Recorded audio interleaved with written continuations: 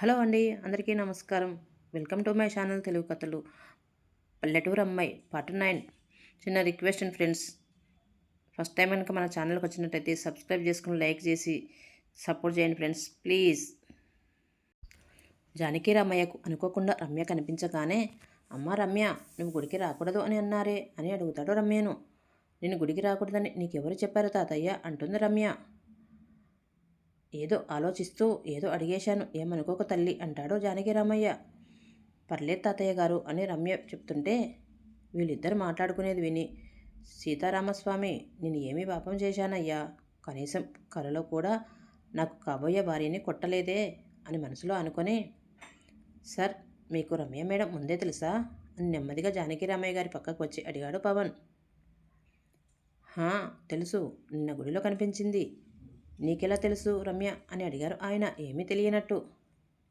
అబ్బబ్బా, ఏం action sir మీది అని మనసులో అనుకుని, రమ్య మేడం మన రంజిత్ సార్ ఆఫీస్లోనే నిన్న జాయిన్ అయ్యారు సార్ అని జానకి రామయ్య గారికి చెప్పి రమ్య వైపు చూశాడు పవన్. జానకి రామయ్య గారి గురించి తెలియని రమ్య ఇద్దరి వైపు మార్చి మార్చి చూస్తుంది రమ్య. సార్, మన రంజిత్ సార్ గారి తాతయ్య గారు అని చెప్పాడు పవన్. ఓ అవునా, నమస్తే సార్ అంది రమ్య. మీకు సార్ రంజిత్, నేను కాదమ్మా, నన్ను తాతయ్య గారు అని పిలువు అంటున్న జానకి రమయ్య గారిని చూసి, అబ్బా అన్నాడు పవన్. నాకే అబద్ధం చెప్తావా, ఇంటికి వెళ్ళాక నాలుక చీరేస్తా, పవన్కి మాత్రమే వినిపించేలా అన్నారు ఆయన. దేవుడా, ఏదో ఒకటి చేసి నన్ను బ్రతికించు స్వామి, నీ కొండకు నడిచి వస్తాను అని పైకి చూస్తూ దేవుడికి దండం పెట్టుకున్నాడు పవన్. ఇంతలో అక్కడికి వచ్చిన రంజిత్ జానకి రామయ్య గారు ఎవరితోనో మాట్లాడటం చూసి అక్కడికి వచ్చాడు. ఎదురుగా ఉన్న రమ్యను చూసి, రమ్య నువ్వా అన్నాడు ఆశ్చర్యంగా. ఎస్ సార్ అంటూ రంజిత్ డ్రెస్సింగ్ చూసి నోరెల్లా పెట్టింది రమ్య. ఏంటి, ఈ డ్రెస్ గురించి మనసులో నాకు డ్రెస్సింగ్ సెన్స్ లేదు అనుకుంటుందా? తాతయ్య మీద కోపంతో ఏదో వేసుకొచ్చాను, కానీ అయినా ఇలాంటి డ్రెస్సుతో ఎవరైనా గుడికి వస్తారా అని తనని తానే తిట్టుకున్నాడు రంజిత్. ఓకే సార్, నాకు ఆఫీస్కు టైం అయ్యింది, నేను వెళ్ళొస్తాను అని చెప్పింది రంజిత్కి. అదేంటి రమ్య, కళ్యాణానికి ఉండట్లేదా అని జానకి రామయ్య గారు అడిగారు. లేదు తాతయ్య గారు, ఆఫీస్ టైం అవుతుంది కదా, వెళ్తాను అంది రమ్య తన బ్యాగ్ భుజానికి తగిలించుకుంటూ. రమ్య, నువ్వు ఒక్కదానివి ఆఫీస్కి వెళ్ళి ఏం చేస్తావు అన్న రంజిత్ మాటకి, ఏంటి అంది రమ్య. ఈరోజు మన ఆఫీస్ స్టాఫ్ కూడా వస్తున్నారు ఇక్కడికి, అయినా నిన్న నీకు పవన్ చెప్పలేదా కళ్యాణం గురించి అని రమ్య పక్కకు వచ్చి చెప్పాడు రంజిత్. చూశావా, వాళ్ళిద్దరు పక్కపక్కన ఉంటే మేడ్ ఫర్ ఈచ్ అదర్లా ఉన్నారు కదూ వాళ్ళిద్దరూ అని వాళ్ళ కనపడకుండా చూస్తూ పవన్తో చెప్పారు జానకి రామయ్య గారు. సార్, నాకు ఒక డౌట్, రమ్య మేడం మీకు నిన్న గుడిలో పరిచయం అయ్యారు అని చెప్పారు, ఓకే, మరి రమ్య మేడంకి యాక్సిడెంట్ అవ్వడం, అది రంజిత్ సార్ కారు గుద్దుకొని, ఇదంతా కూడా మీరే చేయించారా సార్ అని అనుమానంగా ఒక కన్ను పైకెత్తి అడిగాడు పవన్. నేను నిన్న రమ్యని గుడిలో చూసి ఇంప్రెస్ అయిన మాట నిజమే, కానీ తను రంజిత్ కారు గుద్దుకోవడం అంతా దైవాచ్చ. నిన్న రమ్య గుడిలో అర్చన చేస్తున్నప్పుడు నాకు తన పేరు రమ్య అని తెలిసింది. అందుకే నిన్న నువ్వు నాకు ఫోన్ చేసి రంజిత్ బెంగళూరు ట్రిప్ క్యాన్సిల్ అయ్యింది, రమ్య అన్న అమ్మాయికి మన ఆఫీసులో జాబ్ చూడమన్నప్పుడు ఈ రమ్య ఆ రమ్య ఒక్కరేనేమో అని అనుమానం వచ్చింది నాకు అన్నారు ఆయన రమ్యని రంజిత్ని చూస్తూ. అందుకేనా రమ్య అనే అమ్మాయికి సార్ జాబ్ చూడమన్నారు అంటే మీరు అమ్మాయి గోత్రం ఏంటి అని అడిగారు. అయినా అమ్మాయి కాలేజీ సర్టిఫికెట్లో తన గోత్రం, రాశి ఫలాలు, నక్షత్రాలు ఉంటాయా సార్, మీరు మరీను అని నవ్వేశాడు పవన్. పవన్, రమ్య నిన్న నీకు గుడికి రాకూడదు అని చెప్పిందన్నావు, కళ్యాణం అయిపోనివ్వు, నీ పని చెప్తాను అంటూ పవన్ని చూసి పళ్ళు నూరాడు జానకి రామయ్య గారు. నీకెందుకురా ఇంత నోటిదూలా, అయినా జీతాలు ఇచ్చే వాళ్ళ మీద జోకులు వేస్తే జీవితాలు రివర్స్ అయిపోతాయి అని నీకు తెలియదు అని పవన్ తన తల మీద కొట్టుకున్నాడు. అయ్యా, కళ్యాణానికి టైం అవుతుంది, మీ చేతుల మీదుగా ఆ మంగళసూత్రం ఇస్తే కళ్యాణం మొదలు పెట్టొచ్చు అని పంతులు గారు జానకి రామయ్య గారిని అడగడంతో ఆయన రంజిత్ని పిలిచారు. రంజిత్, మంగళసూత్రం ఎక్కడా అని జానకి రామయ్య గారు అడిగారు. కారులో ఉంది తాతయ్య అని సింపుల్గా చెప్పాడు రంజిత్. వెళ్ళి తీసుకురా అని తన కోపాన్ని లోపల అణుచుకొని చెప్పారు జానకి రామయ్య గారు. పవన్, తాతయ్య చెప్పింది వినిపించిందిగా అని తన వెనుకే ఉన్న పవన్కి ఆ పని పురమాయించాడు రంజిత్. రంజిత్, అది నీ చేతులతో తీసుకువస్తే మంచిది కదా.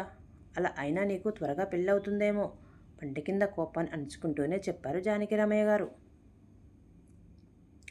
ఇలా బయట వాళ్ళ ముందు వాళ్ళిద్దరూ చులకన అవ్వడం ఇష్టం లేక, సరే తాతయ్య వెళ్తున్నాను అని మంగళసూత్రం తీసుకురావడానికి బయటికి వెళ్తాడు రంజిత్.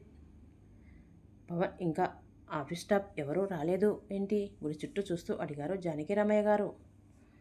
సార్ ఆఫీస్కి టైంకి రారు, ఇంకా కళ్యాణానికి అంటే ఎవరు వస్తారు అన్నాడు పవన్. నిజం చెప్పు పవన్, నీ మనసులో ఫీలింగ్ కూడా అదే కదా అని పవన్ వైపుకు మొహం తిప్పి మరీ అడిగారు ఆయన. అంటే సార్, మీరు అన్నీ అలా స్ట్రైట్గా అడిగేస్తే ఎలా నిజం చెప్పాలి? అంటే నా ఫీలింగ్ కూడా అదే అన్నాడు పవన్ నేలచూపులు చూస్తూ. ఏంటో మీ జనరేషన్, పూజ లేదు, ఒక పునస్కారం లేదు. నీతో తిరిగి మా రంజిత్ కూడా చెడిపోతున్నాడు అన్నారు ఆయన విసుగ్గా. నాతో తిరిగి ఆయన చెడిపోతున్నాడా? నా కర్మరా బాబు అని మనసులో అనుకున్నాడు పవన్. అవును, ఇంతకీ అమ్మాయి ఇక్కడ అని ఆయన అడిగిన దానికి ఏదో ఫోన్ వస్తే బయటికి వెళ్ళినట్టు ఉన్నారు. సార్, మీకు విషయం చెప్పనా? రంజిత్ సార్ని రమ్య మేడం కంటి చూపుతోనే కంట్రోల్ చేసేస్తారు తెలుసా? ఎవరికి భయపడిన రంజిత్ సార్ రమ్య మేడం ముందు నోరు కూడా మెదపలేరు అన్నాడు పవన్. ఆహా, అప్పుడే భార్యకి భయపడిపోతున్నాడా రంజిత్ అంటున్న జానకిరామయ్య గారిని చూసి, చీచి నా కర్మ, ఈయన ఇలా అర్థమైందా అని పక్కకు తిరిగి తల కొట్టుకున్నాడు పవన్. ఏడయ్యా మీ సారు, ఇంకా రాడేంటి అని అంటుండగానే లోపలికి మంగళసూత్రం తీసుకువస్తున్న రంజిత్ను చూసి, అదిగోండి సార్ వచ్చేస్తున్నారు అని పవన్ వేలిపెట్టి చూపించిన వైపు జానకిరామయ్య గారు చూశారు. రంజిత్ మంగళసూత్రాన్ని 2 చేతులతో పట్టుకొస్తుంటే కాలికి ఏదో తగిలినట్టు అనిపించి ముందుకు తూలి చేతిలో ఉన్న తాలిబొట్టు కింద పడినట్లు అనిపించింది. రంజిత్ కింద పడకుండా బ్యాలెన్స్ చేసుకొని నిల్చొని చూసేసరికి తన ఎదురుగా రమ్య, తన మెడలో వేలాడుతున్న మంగళసూత్రం కనిపించాయి రంజిత్కు. అది చూసిన రంజిత్ ముందు అర్థం కాక, ఏంటి రమ్యకు పెళ్ళి అయిపోయిందా అనుకున్నాడు. వెంటనే తన చేతులు ఖాళీగా ఉండడం చూసి వాట్ అంటూ రమ్య వైపు చూశాడు రంజిత్. ఎరుపెక్కిన కళ్ళతో అపర ఖాళీలో తననే చూస్తుంది రమ్య. ఆ చూపుకే సగం చచ్చిపోయాడు రంజిత్. అప్పటికే విషయం అర్థమైన జానకిరామయ్య గారు పవన్ వాళ్ళ దగ్గరికి వచ్చారు. రమ్య తన ముందు నిల్చొని రాయిలా నిలబడిపోయిన రంజిత్ను చూసి కోపంగా మెడలో తాళిని తీయబోయింది. అమ్మ రమ్య అన్నాడు జానకిరామయ్య గారు. రమ్య ఆ తాళిని వదిలేసి ఆయన వైపు కోపం బాధం కలగలిసిన చూపు ఒకటి విసిరింది. తప్పు రమ్య, ఒకసారి ఆడపిల్ల మెడలో తాళి పడితే అది మళ్ళీ తీసేది ఆ తాళి కట్టిన భర్త పోయినప్పుడే అన్నారు ఆయన. ఆయన చెప్పేది వింటుంటే రమ్య మనసుకు కష్టంగా ఉంది. నాకు తెలుసమ్మా, చదువుకున్న పిల్లవి, ఇలాంటి పని నీకు రుచించవు అని, కానీ నీకంటే వయసులో పెద్దవాడిని అయినా నీ చేతులు పట్టుకొని అడుగుతున్నాను, దయచేసి ఆ తాళి తీయకమ్మా అని అంటుంటే తాతయ్య అని రంజిత్ అంటే, అయ్యయ్యో తాతయ్య గారు, అవేమి మాటలండి, కానీ నాకు ఇంతకుముందే ఎంగేజ్మెంట్ కూడా అయ్యిందండి అంది రమ్య. ఏంటి, రమ్యకి ఎంగేజ్మెంట్ అయ్యిందా? ఈ విషయం నాకెందుకు చెప్పలేదు? ఆ ఆలోచన రాగానే రంజిత్కి రమ్య మీద చాలా కోపం వచ్చింది. అదంతా నేను చూసుకుంటాను, మీ అమ్మ నాన్నకి ఫోన్ చేయి తల్లి, వాళ్ళతో నేను మాట్లాడతాను అన్నారు జానకిరామయ్య గారు. రమ్య మనసు అంత గందరగోళంగా ఉంది. అసలు తనకి ఏం జరుగుతుందో కూడా అర్థం కాలేదు. ఒక్కసారిగా కళ్ళ ముందు అత్త, మామ, తమ్ముడు కనిపించారు. అమ్మ రమ్య అంటూ ఆయన మళ్ళీ పిలిచేసరికి రమ్య తేరుకొని, హా, అది తాతయ్య గారు, మా అమ్మ నాన్న నా చిన్నప్పుడే చనిపోయారు, నన్ను పెంచి పెద్ద చేసింది మా అత్తయ్య మామయ్య అని ఏదో ట్రాన్స్లో ఉన్నట్టే చెప్పేసింది రమ్య. అమ్మ నాన్న లేరు అనగానే జాలీగా రమ్య వైపు చూశాడు రంజిత్. అయినా ఇవన్నీ నాకెందుకు చెప్పలేదు రమ్య ఈడియట్ అని రమ్య వైపు చూసి పళ్ళు నూరుకున్నాడు రంజిత్. పోనీ వాళ్ళకైనా ఫోన్ చెయ్యమ్మా అన్నారు ఆయన. హా, అలాగే తాతయ్య గారు అని ఆయన చేతిలో ఫోన్ తీసుకుంది రమ్య. హేహే, ఇదేంటి నేను ఇలా చేస్తున్నాను, నేను ఇప్పుడు ఈ పెళ్ళి అని మనసులో అనుకుంటూ రంజిత్ వైపు చూసింది రమ్య. దేవుడా, నాకే ఎందుకు ఇలా జరుగుతుంది అని అనుకుని ఇంకా ఆ దేవుడిని కూడా ఏమనలేక తన నిస్సహాయతకు తన నిందించుకుంది రమ్య. చూస్తావేంటి, చెయ్యి రమ్య అన్నారు జానకిరామయ్య గారు. ఇంతలో అప్పుడే అక్కడికి వచ్చిన ఆఫీస్ స్టాఫ్ కళ్యాణం ఇంకా మొదలు అవ్వనట్లే ఉంది అని ఇంకా లోపలికి రాకుండా బయట అంతా చక్కర్లు కొడుతున్నారు. ఒరేయ్, గుడికి ట్రెడిషనల్ అమ్మాయిలు వస్తారంట, ఒకసారి వెళ్దాం రా, మనకి అదృష్టం ఉంటే ఎవరైనా పడతారేమో అన్నాడు అందులో ఒకరు. నీకు నిజంగా అమ్మాయి పడితే అది మీ అదృష్టమే, కానీ పడకపోతే అమ్మాయి అదృష్టమే అంటూ వాడిని వేలాకోలం చేశాడు ఇంకొకడు. రేయ్, ట్రెడిషనల్ అమ్మాయిలు కోసం గుడి వరకు రావాలా, మన ఆఫీసులో లేరా అన్నాడు మూడోవాడు. ఏంటి, కనీసం చీర కట్టుకోవడం ముట్టు పెట్టుకోవడం రాదు ట్రెడిషనల్ అమ్మాయిలా అన్నాడు మొదటివాడు. అక్కడే దూరంగా సెల్ఫ్ తీసుకుంటున్న అమ్మాయిల వైపు చూసి, ఏహే, వీళ్ళ గురించి కాదు, నిన్న మన ఆఫీస్కి రంజిత్ సార్తో వచ్చింది చూడు రమ్య, తనే. అసలు ఆ అమ్మాయిని చూస్తే ఎవరికైనా కామెంట్ చేయాలని కూడా అనిపించదు. ఎంత అందంగా ఉంది, కనీసం లిప్స్టిక్ కూడా వేసుకోలేదు. ఇంకా వీళ్ళ మేకప్లు తీసేస్తే వాళ్ళ ఎవరు గుర్తుపట్టడానికి ఫోరెన్సిక్ రిపోర్ట్ తయారు చేయాలి ఏమో అన్నాడు మూడోవాడు అక్కడ నిల్చున్న అమ్మాయిలను చూస్తూ. రేయ్, ఆ రమ్య గురించా నువ్వు మాట్లాడేది? తను రంజిత్ సార్ లవర్ అంట, మన ఆఫీసులో అంతా అదే టాకు. అసలు వీళ్ళ మధ్య లవ్ ప్రేమ గురించి అమ్మాయి ఇంట్లో వాళ్ళకి తెలిసిపోయింది అని తను వాళ్ళ ఇంట్లో నుంచి వచ్చేసిందంట. అప్పుడు సార్ ఏమో ప్రేమ విషయం ఎవరికి తెలియనివ్వకుండా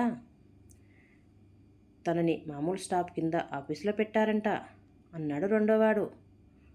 ఓహో, అందుకేనా ఏదైనా మీటింగ్ క్యాన్సిల్ అయితేనే ఆఫీసులో శివతాండం చేసే మన రంజిత్ సార్ నిన్న బెంగళూరు ట్రిప్ క్యాన్సిల్ అయినా పెద్దగా రియాక్ట్ అవ్వలేదు అంటూ తల పైకి కిందికి ఆడించాడు ఒకడు. నువ్వు చెప్పింది నిజమే అనిపిస్తుంది, అయినా తన అందం అలాంటిది. మీరు చెప్పింది నిజం కాకపోతే రమ్యని నేనే పెళ్లి చేసుకుంటాను అన్నాడు మూడోవాడు. రేయ్, పిచ్చి పిచ్చి వేషాలు వేయకు, తను మన రంజిత్ సార్ ప్రాపర్టీ. తేడా వచ్చిందా, రంజిత్ సార్ గురించి నీకు తెలుసు కదా అంటూ మిగిలిన ఇద్దరు వార్నింగ్ ఇచ్చారు మూడోవాడికి. రమ్య గురించి అంటున్న మాటలు అన్నీ కిరీటికి వినిపించినా కనీసం వాటిని పట్టించుకోలేదు. ఎంత తన భార్య కాలేదు అనుకున్నా చిన్నప్పటి నుంచి కలిసి పెరిగిన మరదల్ని అంటున్నారు అని వాళ్ళపై కోపం కూడా రాలేదు. ఆ మాటకి నవ్వేసి, ఉండండిరా, మీరు చెప్పింది అంతా అబద్ధం అవ్వాలని దేవుడిని కోరుకుంటాను అని వాళ్ళిద్దరి వైపు చూసి కన్ను కొట్టి లోపలికి బయలుదేరాడు మూడోవాడు. రేయ్ బావా, జాగ్రత్త, నువ్వు మొక్కుకునేది రంజిత్ సార్కి చెవిన పడింది అంటే మీ అమ్మా నాన్నని చూసుకోవడానికి మేమున్నాంలే అంటూ నవ్వుతూ మూడోవాడికి చెప్పారు.